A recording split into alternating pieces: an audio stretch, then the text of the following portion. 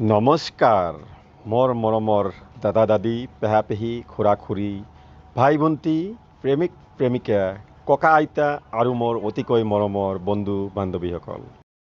ষ্টাটাছ এনেকুৱা এটা শব্দ য'ত আমাৰ অনুভৱ সপোন সকলোবোৰ লগ হৈ সৃষ্টি হয় এখন মঞ্চৰ।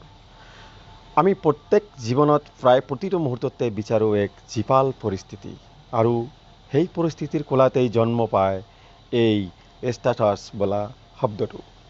কাৰণ আমাৰ ভাল লাগে, যাৰ বাবে আমাক আগুৱাই যোৱাত সহায় হয়, দুখবোৰ প্ৰকাশ কৰাত সুবিধা হয়।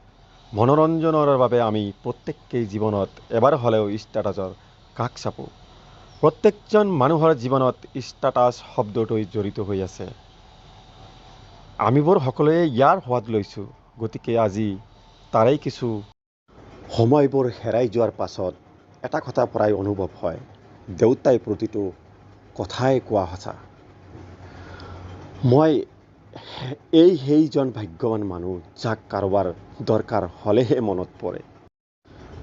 জীৱনত বাগৰি পৰোঁ কেতিয়াবা নিজৰ লগত, কেতিয়াবা ভাগ্যৰ লগত, কেতিয়াবা সময়ৰ লগত, কেতিয়াবা আকৌ সম্পৰ্কবোৰৰ লগত।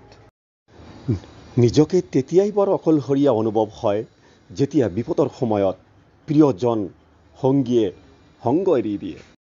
অৰ্থহীন প্ৰেম আৰু ভালপোৱাক লৈ জীয়াই থকাতকৈ সপোনৰ জগতত জীয়াই থকাই বহুত ভাল।